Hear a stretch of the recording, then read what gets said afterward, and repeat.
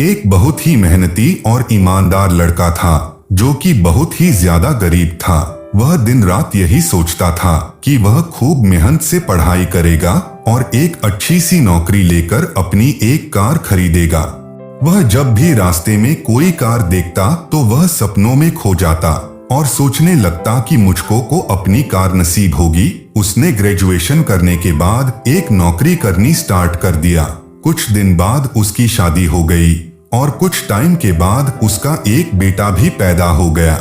लेकिन अभी तक वह एक कार नहीं खरीद पाया था। वह कुछ न कुछ पैसे जरूर जमा करता और एक दिन जब उसको लगा कि वह अपनी कार खरीद लेगा तो उसने अपने सारे पैसे से एक कार ले लिया। एक दिन वह अपने कार को खूब रगड़ रगड़ के धो रहा था। तभी उसका बेटा आया और उसने उस पर कुछ पत्थर से लिख दिया। उसने जैसे ही देखा कि वह कुछ लिख रहा था, वह उसको पीटने लगा और उसको ले जाकर कमरे में छोड़ दिया। वापस आकर फिर से वह अपने कार को धोना शुरू कर दिया।